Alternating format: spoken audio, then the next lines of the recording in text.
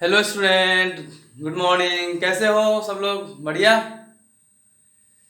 तो स्टूडेंट्स, तो आज हम लोग जो है प्रिपरेशन ऑफ अल्कोहल से स्टार्ट करने वाले हैं। जैसा कि हम लास्ट क्लास में डिस्कस किया था कि आज जो है हमारा नेक्स्ट लेक्चर, मतलब आज जो है अल्कोहल्स का कंप्लीट डिटेल्स पढ़ेंगे।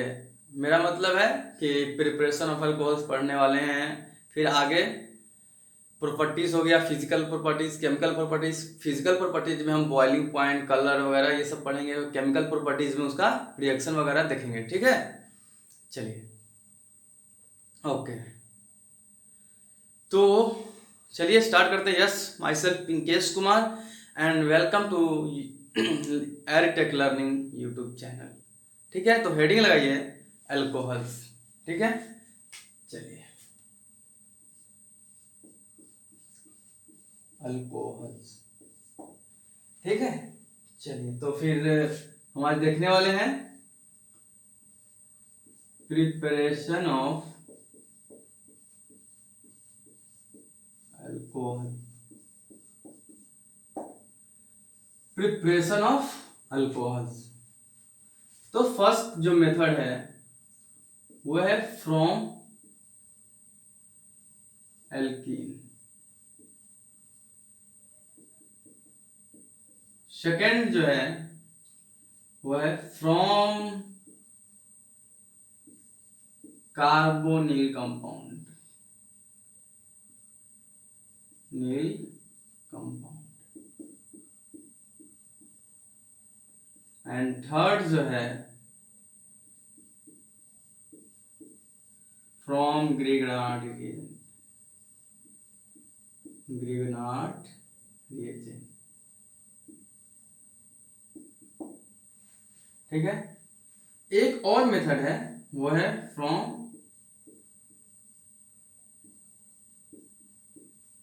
Alkyl halide. तो स्टूडेंट, तो ये जो तीन फर्स्ट थ्री जो है वो एनसीईआरटी में गिवन है। ठीक है, वो जो है एनसीईआरटी में दिया हुआ है। तो करना ये है कि हम पहले, हमारा मोटिव यही है कि हम पहले बोर्ड लेवल का करेंगे, उसके बाद जेई लेवल का। तो हम फर्स्ट जो ये तीन करेंगे, उसके बाद लास्ट में ये करने वाले हैं। इसीलिए हमने ये फर्स्ट थ्री लिखा और उसके बाद फोर्थ ये लिखा। ये तीन जो है हमारा एनसीईआरटी में गिवन है। ठीक है, तो चलिए हम एक एक करके देखेंगे। तो हेडिंग लगाइए प्रिपरेशन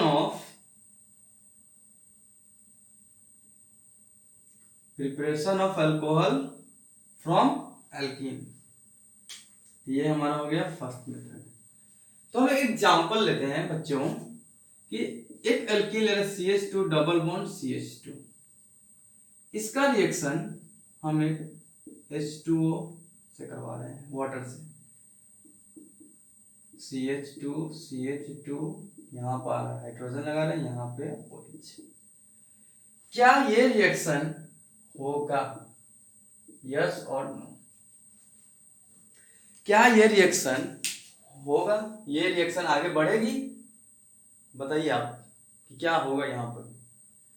तो स्टूडेंट्स कि ध्यान से देखिए कि जो हमारे पास जो एल्कीन है, एल्कीन के पास क्या है? पाई इलेक्ट्रॉन है। मतलब ये है कि इलेक्ट्रॉन रिच स्पेसीज बोल सकते हैं इसको हम।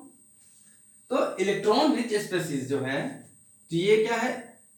जब भी इलेक्ट्रॉन रिच स्पेसीज होता है वो क्या करता है? इलेक्ट्रॉन डोनेट करता है। ठीक है, और जो वाटर है, ध्यान से कि यहाँ पे जो ऑक्सीजन है वाटर में, उसके पास क्या है? लोन पेयर है। ये भी इलेक्ट्रॉन रिच स्पेसीज है। मतलब ये कि ये इलेक्ट्रॉन डोनेट कर सकता है। समझे? ओ, अब ये भी इलेक्ट्रॉन डोनेट कर सकता है, ये भी डोनेट कर सकता है। मतलब ये डोनेट कर सकता है, इसका मतलब ये हो गया कि न्यूक्लियोफाइल की तरफ बिहेव करेगा। ये भी एक न्यूक्लियोफाइल की तरफ बिहेव करेगा। ठीक है, अब ध्यान से देखिए, ये इलेक्ट्रॉन देना चाहेगा ये इसको, ये देना चाहेगा इसको, लेकिन दोनों के पास क्या है? इलेक्ट्रॉन है, अवेलेबल है। दोनों इलेक्ट्रॉन रिच स्पेसीज है, तो इसलिए ये दोनों रिएक्शन नहीं करेगा एक दूसरे से। मतलब ये रिएक्शन नहीं होगा। नो, ये reaction, this reaction will not occur. So ये रिएक्शन नहीं होगा। ठीक है, तो ये समझ में आ गया क्यों नहीं हो रहा है? तो अगर ये एग्जाम पूछ लिया जाए आपसे कि क्या एल्कीन वाटर से रिएक्ट करेगा, तो नहीं, इसका आंसर होगा नहीं, क्योंकि डायरेक्टली ये वाटर से रिएक्ट नहीं करेगा, इनडायरेक्टली करेगा। हम करवाएंगे अभी आगे, इस ये एक मेथड भी है, बट अभी के लिए अगर पूछ लिया जाए कि एल्कीन डायरेक्ट वाटर से रिएक्शन करेगा, तो नहीं करने वाला है। ठीक है, चलिए।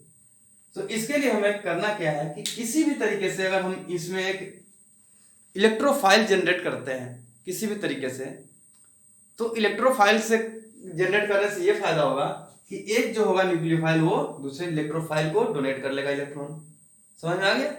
चलिए, तो हमारा कोशिश ये है कि हम इसमें से इलेक्ट्रोफाइल जनरेट करना है। चलिए, तो पहला हेडिंग लगाइए, इसका मेथड जो है, जैसे एल्कीन है तो इसमें कई सारे मेथड्स पढ़ना है हमें, तो उसमें से जो फर्स्ट है हमारा preparation of alcohol from alkene, वो है एसिड catalyzed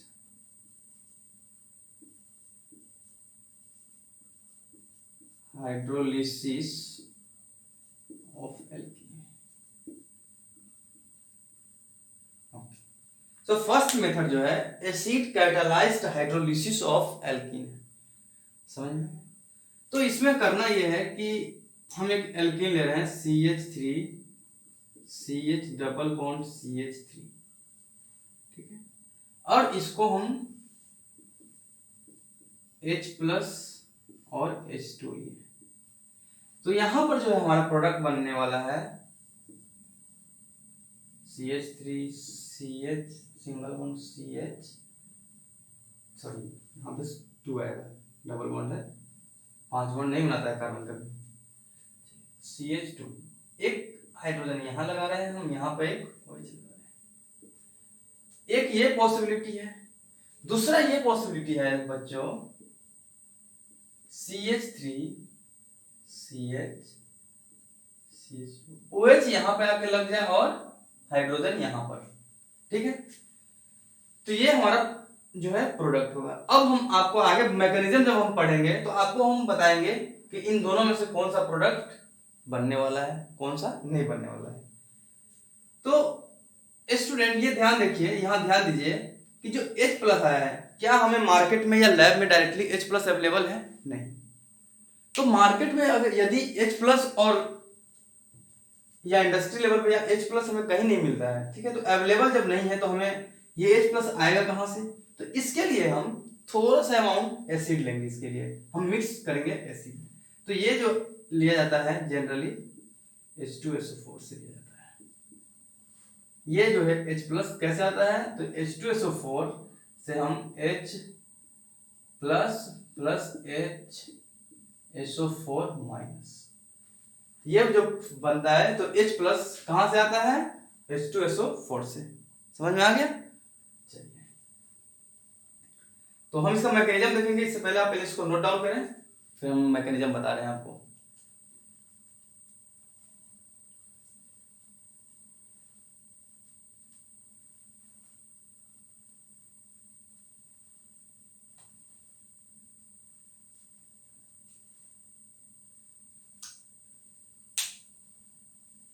चलिए, तो हम आगे बढ़ते हैं, पहले इसका मैकेनिज्म देखेंगे।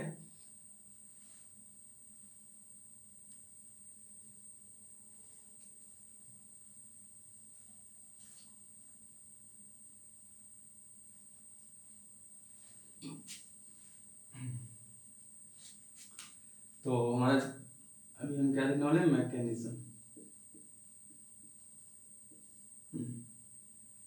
CH3 CH double bond CH2। तो मैकेनिज्म देखना है हमें, H प्लस और H2O, ठीक है। तो फर्स्ट जो स्टेप होगा, स्टेप नंबर वन कि H प्लस आएगा और यहां से H प्लस क्या है? इलेक्ट्रॉन डेफिशिएंट स्पीसीज है, राइट। तो इलेक्ट्रॉन डेफिशिएंट स्पीसीज है, तो यहां से पाई इलेक्ट्रॉन क्या करेगा? ये एल्कीन अपना पाई इलेक्ट्रॉन ट्रांसफर करेगा, डोनेट करेगा किसको? हाइड्रोजन आयन का H प्लस को, ठीक है। तो ध्यान से देखिए यहां से हमारे को दो पॉसिबिलिटी है, या तो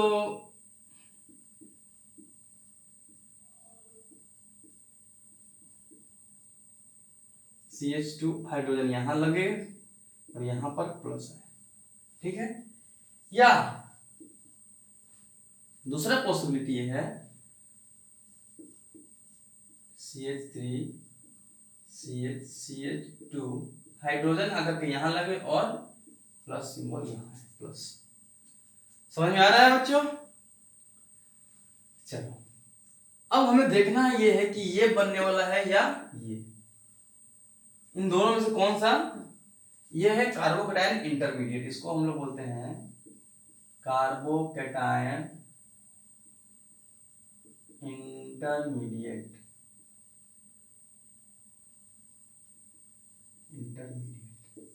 ये क्या बना हमारा कार्बोकैटायन इंटरमीडिएट। अब ध्यान से देखिए कार्बोकैटायन है तो कार्बोकैटायन हम कैसे बताएंगे कौन सा स्टेबल है। तो ध्यान से देखिए ये जो है 2 डिग्री है और ये 1 डिग्री है।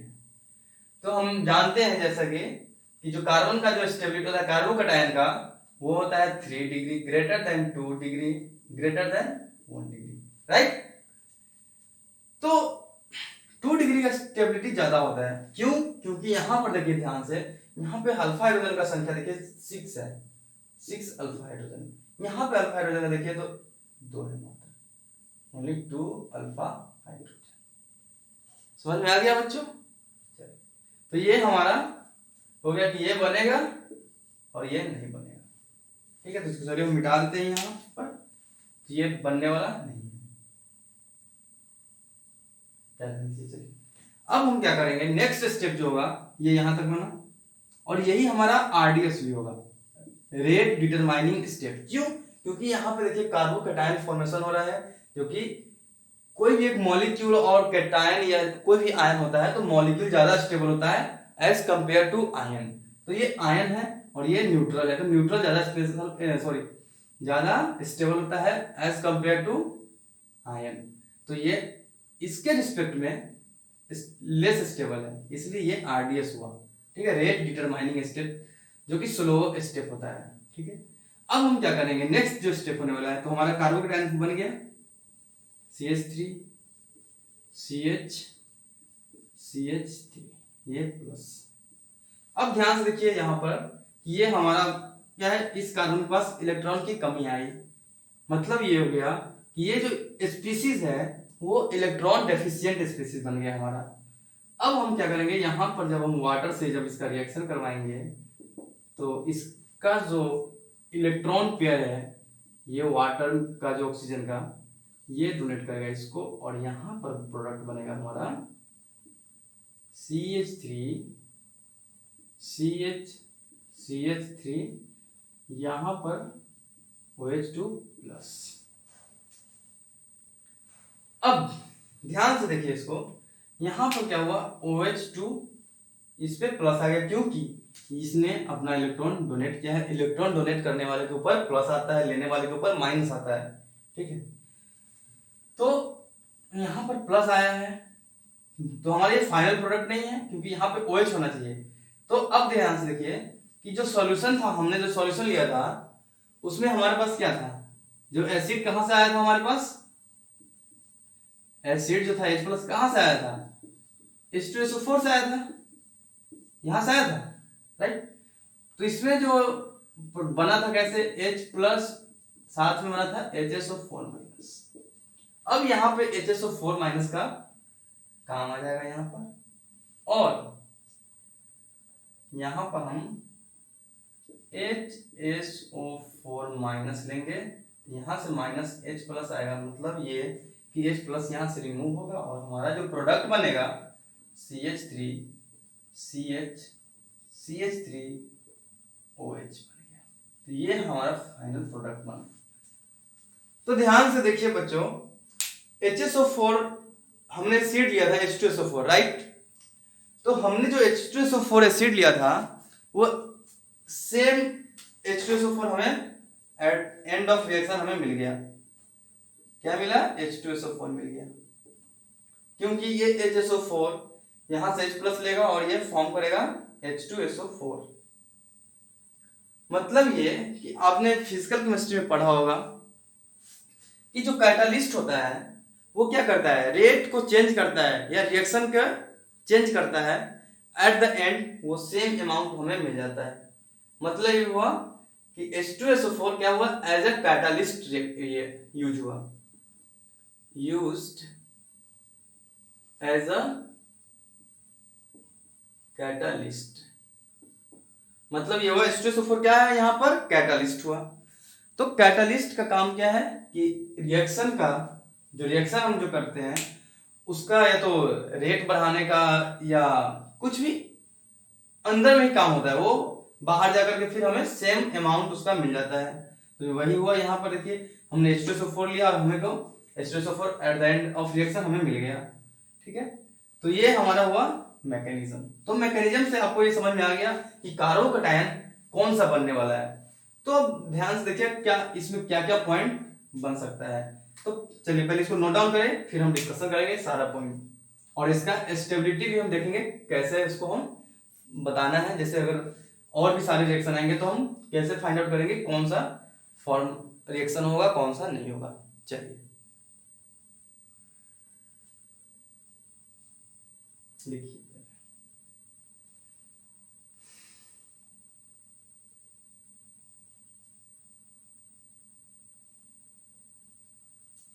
चलिए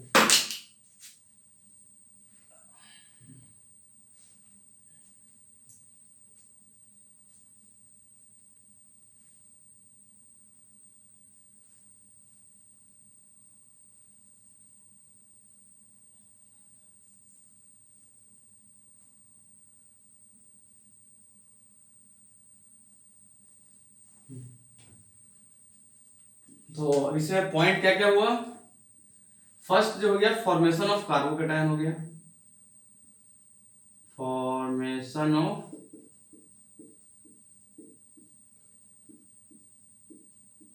कार्बोकैटायन। ठीक है, सेकेंड पॉइंट जो है नोट करने लायक है, जो rate is directly proportional to stability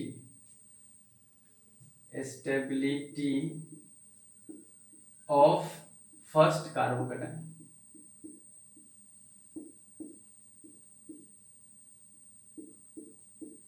first carbocation, देखिए यहां पे ध्यान देने वाली बात है, यहां पे हमने लिखा है फर्स्ट कार्बोकैटायन। ठीक है, आपने जब बेसिक्स ऑफ ऑर्गेनिक केमिस्ट्री पढ़ा होगा या जीओसी जनरल ऑर्गेनिक केमिस्ट्री, उसमें आपने पढ़ा होगा कि जब कार्बोकैटायन जो होता है उसके अंदर रीअरेंजमेंट भी होता है, रीअरेंजमेंट हो सकता है उसके अंदर। तो रीअरेंजमेंट होने के बाद जो कार्बोकैटायन का स्टेबिलिटी आएगा हमको उसका नहीं लेना है, जो फर्स्ट स्टेप फर्स्ट इंस्टेंस में जो बनेगा उस कार्बोकैटायन का स्टेबिलिटी देखना है हमें, ये नहीं कि रीअरेंजमेंट के बाद देखना है। ठीक है, चलिए तो थर्ड पॉइंट जो हो जाएगा हम इस पर डिस्कशन करेंगे आगे चल के। जो थर्ड पॉइंट आने वाला है वो है रीअरेंजमेंट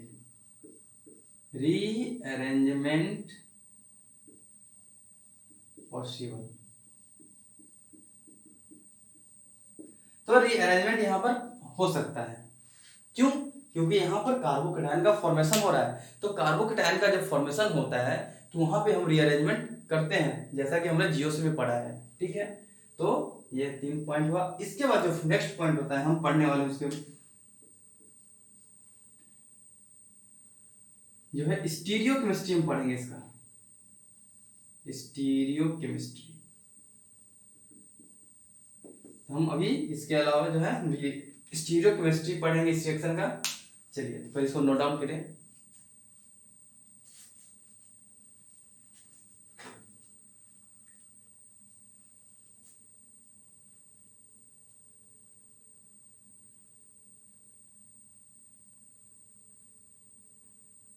चलिए जाते हैं।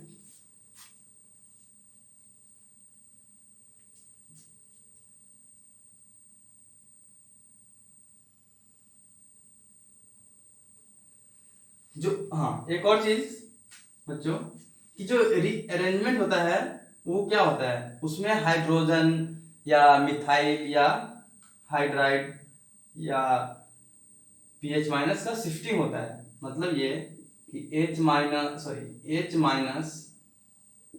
CH3 माइनस या पीएच माइनस का शिफ्टिंग होता है, होता है। चलिए अब हम पढ़ेंगे स्टीरियोकेमिस्ट्री।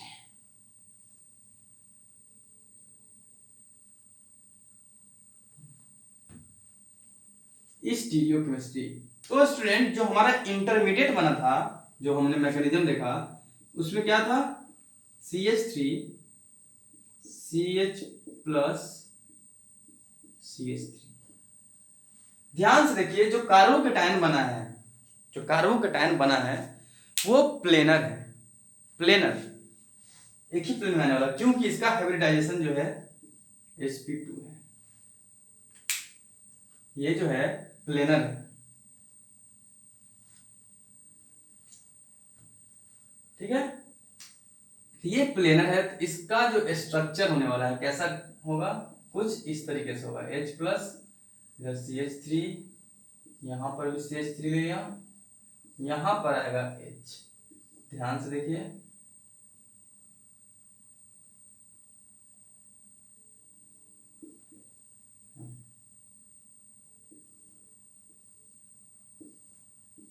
इस तरीके से प्लेनर आएगा, ठीक है, क्योंकि इसका हाइब्रिडाइजेशन क्या है, sp2 है। अब ध्यान से देखिए, जब हम आपको एक सिंपल सा एग्जांपल लेके बता रहे हैं, कॉपी लाइए। जैसे ये ध्यान से देखिए, ये कॉपी है, ठीक है, तो ये क्या है, प्लेनर है।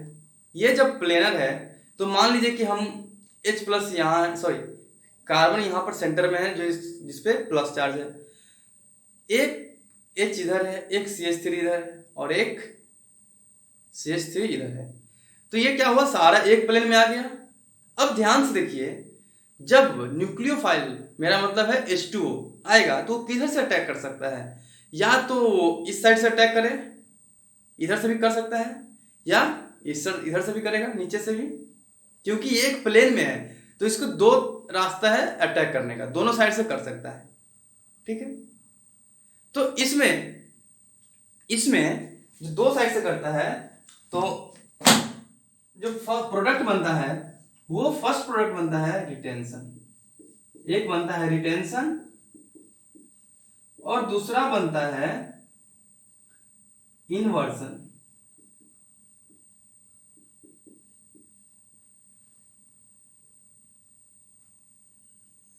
दो प्रोडक्ट बनता है, एक रिटेंशन और एक इन्वर्सन।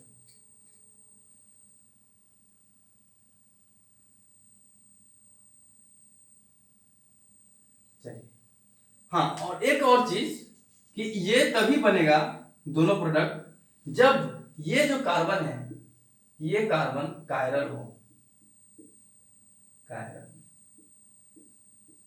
तो कायरल कार्बन क्या होता है, तो जब कार्बन की वैलेंसी जो 4 होती है, अगर चारों वैलेंसी डिफरेंट एटम और ग्रुप या डिफरेंट ग्रुप हो, तब उस कार्बन को हम कायरल कार्बन बोलते हैं, ठीक है।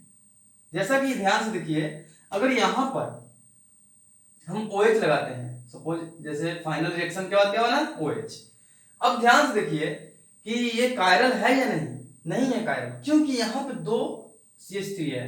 हमने क्या बोला कि जो 4 ग्रुप या एटम है वो सारे के सारे डिफरेंट होने चाहिए, तभी वो कार्बन कायरल होगा, अदरवाइज कायरल नहीं होगा।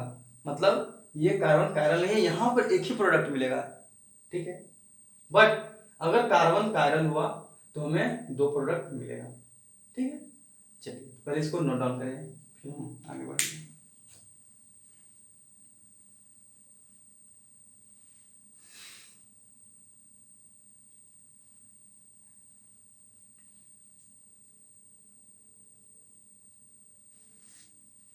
तो इसमें एक लाइन लिख लीजिए, क्या, अगर ऐसा है तो attack of H2O can occur from both sides, which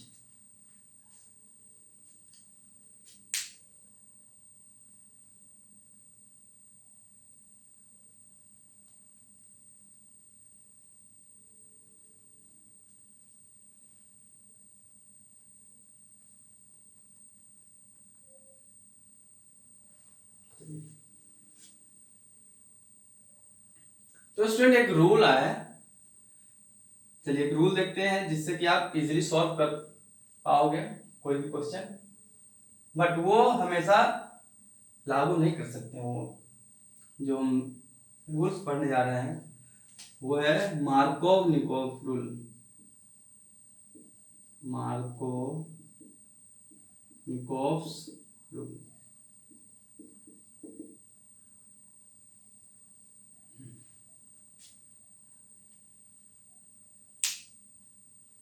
तो ये रूल जो है आपको ये बताता है कि H+ जैसे कि हमने क्या देखा, जो हमारा अल्कोहल बना है उसमें क्या क्या ऐड हुआ है, एक साइड से H+ ऐड हुआ है, दूसरे साइड से OH- ऐड हुआ है, ठीक है। तो मार्कोव-निकोव्स रूल हमें यह बताता है कि H+ उस कार्बन पे जाएगा, H+ उस कार्बन पे जाएगा जहां पे हाइड्रोजन की संख्या ज्यादा है, जहां पर हाइड्रोजन की संख्या ज्यादा है। तो लिखिए इसको, H+ will be added to that carbon where number of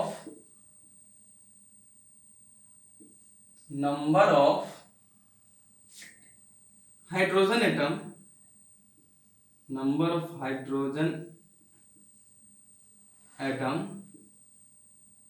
is more।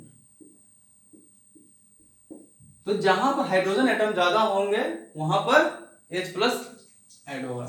तो ध्यान से देखिए, जैसे कि हमने जो एग्जांपल लिया था, क्या था, CH3 CH double bond CH2, यही हमारा एग्जांपल था। और हमने क्या किया था, इसमें ऐड किया था क्या, H+ और H2O के साथ। ध्यान से देखिए क्या बोल रहा है कि H+ जो है उस कार्बन एटम पे जाएगा, will be added to that carbon where number of hydrogen atom is more। तो ध्यान से देखिए यहां पर और यहां पर ज्यादा हाइड्रोजन कहां है, यहां पर। तो हाइड्रोजन कहां पे आएगा, यहां पर, CH3 CH, तो यहां पे जो है हाइड्रोजन आएगा और यहां पे OH आएगा। तो ये हमारा मार्कोव-निकोव्स रूल है। और ध्यान देने वाली बात यह है कि बच्चों कि ये मार्कोव-निकोव्स रूल ये हम हमेशा यूज नहीं कर सकते। हर क्वेश्चन में हम इसको अप्लाई करेंगे तो हमें गलती होगा, हमारा जो प्रोडक्ट होगा वो रॉन्ग हो सकता है। तो इसीलिए आपको जो है मैकेनिज्म फॉलो करना है, ठीक है। मैकेनिज्म पे ध्यान ज्यादा देना है और इस रूल पे कम, क्योंकि ये रूल जो है हमेशा फॉलो नहीं होता है। कहीं कहीं पे आपको क्या होगा कि रूल से काफी डिफरेंट प्रोडक्ट बनेगा। चलो हम एग्जांपल में भी देखते हैं अभी। चलिए तो हम पहले क्वेश्चन करते हैं और इसका भी एग्जांपल करेंगे।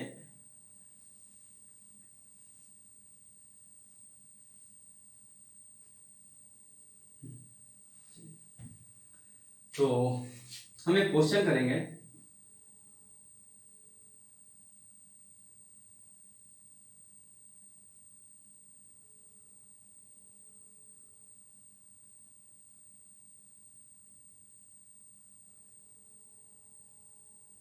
हमें बताना है रेट ऑफ हाइड्रोलिसिस।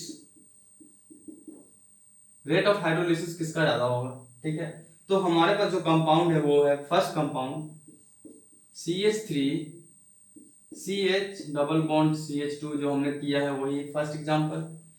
बी में हम लेंगे CH2 डबल बॉन्ड CH2, सी लेंगे हम CH3 C double bond CH2, यहाँ पे ले लिया हम CH3, ठीक है। तो आपको यहाँ पर बताना है कि रेट ऑफ हाइड्रोलिसिस किसका ज्यादा होगा। अरेंज करना है इसको, सबसे ज्यादा किसका होगा, उसके बाद कम, फिर उसके कम।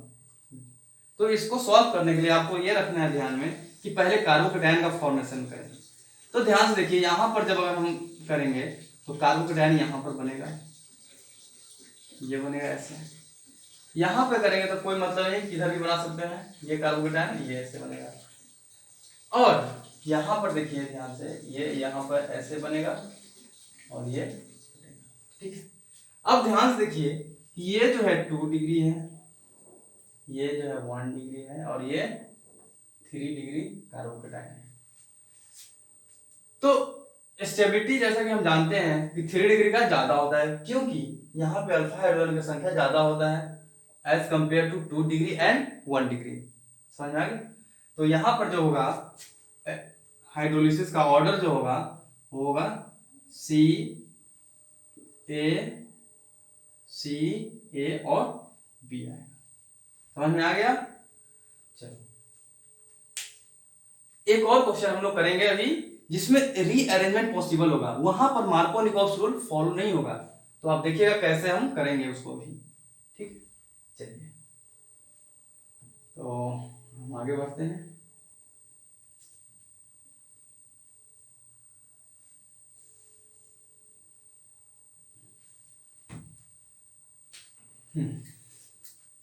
तो हमें क्वेश्चन ले रहे हैं जिसमें मार्कोव-निकोव्स रूल फॉलो नहीं होगा। CH3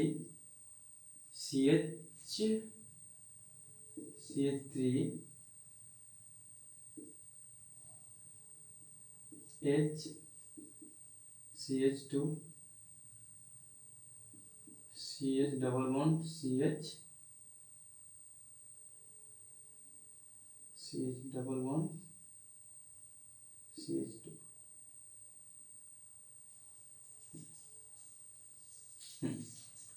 तो हम यदि ये देखें कि हमारा रिएक्शन करना क्या है, ये है हमारा H प्लस और H2O। तो H प्लस और H2O है, तो आप पहले इसको सॉल्व करो, पहले स्क्रीन को पॉज करो और सॉल्व करो पहले इसको। तो अगर हम डायरेक्टली, अगर हम मैकेनिज्म पे ध्यान ना दें और सीधा सीधा अगर हम मार्कोव-निकोव्स रूल फॉलो करते हैं, तो हमारा उसके अकॉर्डिंग प्रोडक्ट क्या बनेगा, मार्कोव-निकोव्स के अकॉर्डिंग, उस रूल्स के अकॉर्डिंग क्या बनने वाला है प्रोडक्ट, CH3 CH, यहां पर आ जाएगा OH, यहां पर आ जाएगा H, और ये हमारा राइट। बट ये प्रोडक्ट हमारा गलत है, ये जो है हमारा आंसर रॉन्ग है, ठीक है। जैसा कि हमें बोला था कि मार्कोव-निकोव्स हमें याद नहीं करना है, वो हमेशा रूल फॉलो नहीं होता है, हम हर जगह उसको यूज नहीं कर सकते, अगर यूज करेंगे तो हमारा आंसर रॉन्ग हो सकता है। तो इसको ध्यान रखते हुए आपको मैकेनिज्म करना होगा, उसके बाद आप प्रोडक्ट लिखो। तो देखो ध्यान से, पहले स्टेप क्या होगा, ये 2 डिग्री है, ये 1 डिग्री है, तो 2 डिग्री कार्बोकेटायन बनेगा। फर्स्ट स्टेप,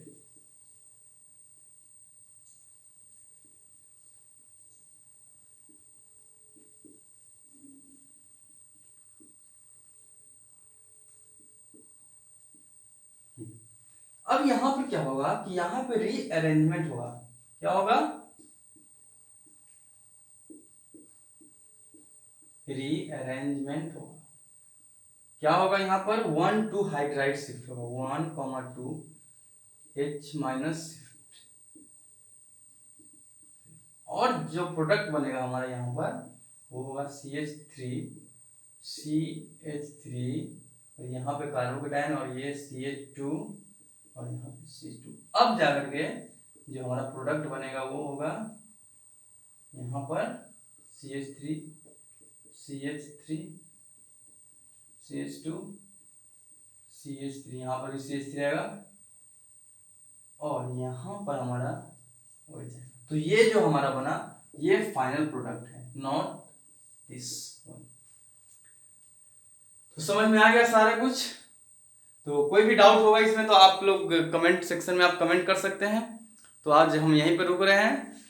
तो नेक्स्ट क्लास में जो है हम लोग पढ़ने वाले हैं कि preparation of alcohols from alkenes but वहां पर मेथड कुछ और होगा। हम जो मेथड पढ़ने वाले हैं वो है, जैसे ए तो हमने पढ़ लिया, जो बी होने वाला नेक्स्ट वो होगा